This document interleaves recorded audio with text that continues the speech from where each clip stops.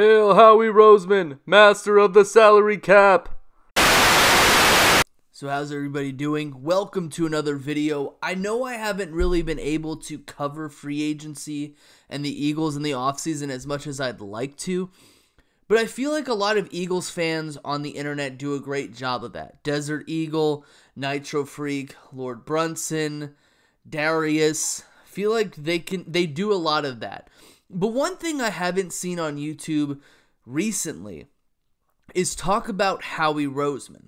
Talk about Howie Roseman and the meteoric rise of Howie Roseman. Not many people remember that Howie Roseman was one of the most hated people in Philadelphia. There was a point in time where people thought that Howie Roseman had naked pictures of Jeffrey Lurie. That's why he continued to be the general manager of the team. We all thought that he was just blackmailing the owner.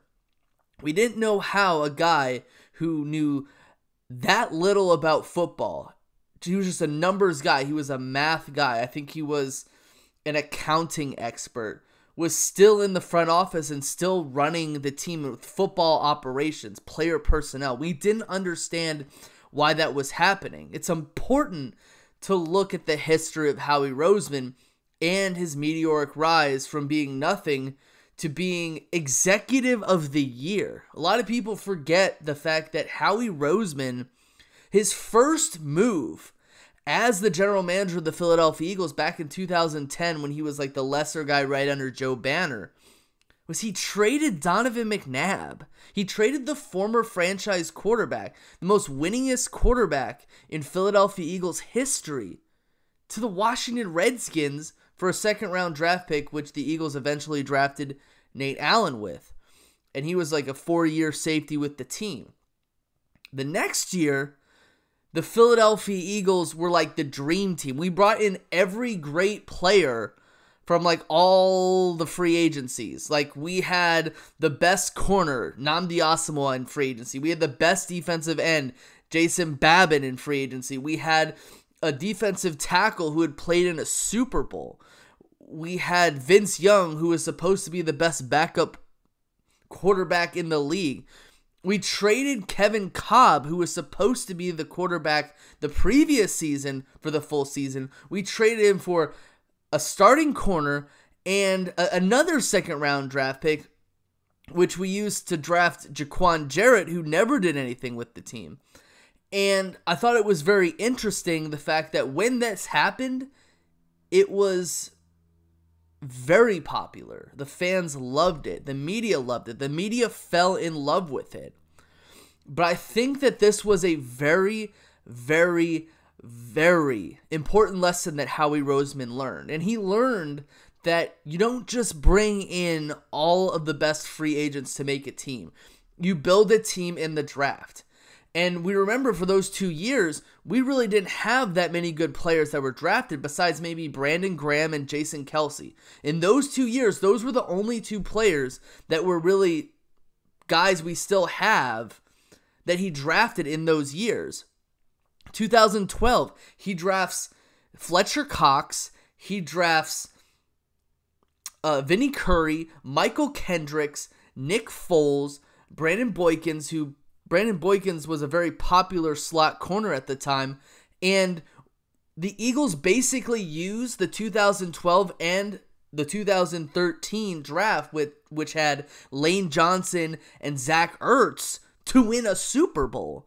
It's kind of ridiculous how that happened.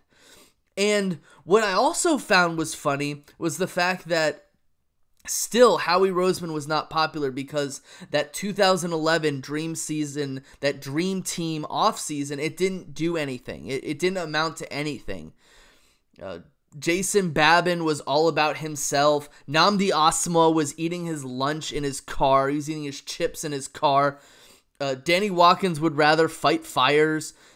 It wasn't a very good team that he had made. And I thought it was funny that once Chip Kelly kind of pushed Howie Roseman, kind of like Harry Potter, under the staircase in the closet, you know, in that little crawl space where Howie Roseman lived for about a year and a half, I think it was funny that you saw Chip Kelly do exactly what Howie Roseman had done in 2011, except he had done it about 4 years behind schedule. It seemed like Howie Roseman had learned after 4 years that that wasn't a thing to do. Chip Kelly, he got rid of a lot of these players like Deshaun Jackson and Jeremy Maclin and LaShawn McCoy, traded Nick Foles for Sam Bradford.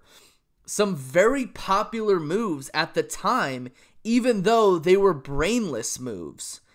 And I'm not someone who would say, okay, I knew that we wouldn't have Deshaun, LaShawn, and Jeremy on the same team. That wouldn't last.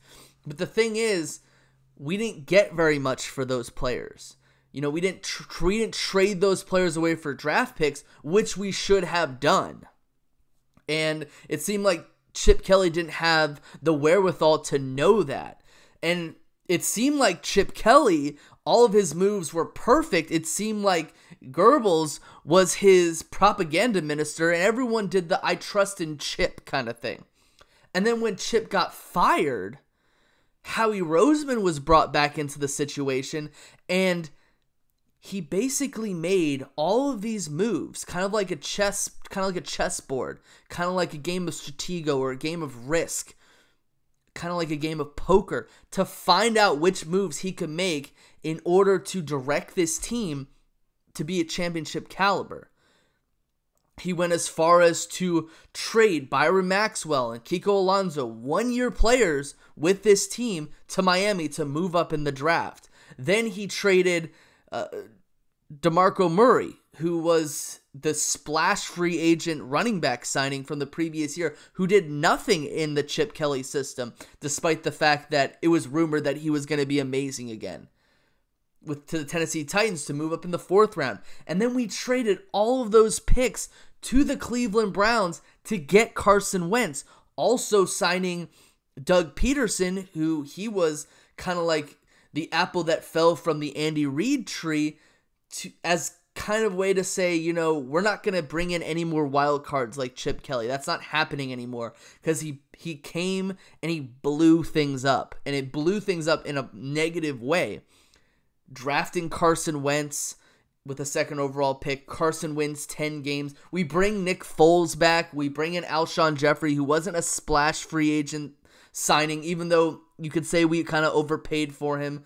Brought in guys like Timmy Jernigan onto the team in order to formulate this roster, kind of like this nucleus with LeGarrette Blount and Chris Long, trading for Jay Ajayi. These were not like huge splash picks, but we were building through the draft. We were signing free agents that were not splash free agents. And I think that this is what made Howie Roseman the executive of the year. Not just the fact that the Eagles won the Super Bowl, it was the fact that he took a team with little to no talent. And really the only 2 talented players that Chip brought in were Sproles and Jenkins. He took this team with little or no talent that was voided of all of their talent. It was all put to other places, had to trade Sam Bradford for, he swindles for a 1st and a 3rd, and we draft Derek Barnett. This is the genius of Howie Roseman. I'm not saying that he's the smartest guy in the world. I'm not going to say that he's the smartest general manager in the world, but somewhere along the way, he read the book, General Manager 101, which is like written by like Charlie Casserly or something like that. He was able to build a football team from being a laughing stock to being a Super Bowl champion. And the fact that we haven't built a statue for Howie Roseman is kind of a crime. But at the same time, Howie Roseman has never been the kind of guy to be like, okay, yeah, just praise me. He doesn't have that kind of Donald Trump personality. He sits back and he does things behind the scene, and I can respect that. So this is my video about Howie Roseman. I hope you all enjoyed it.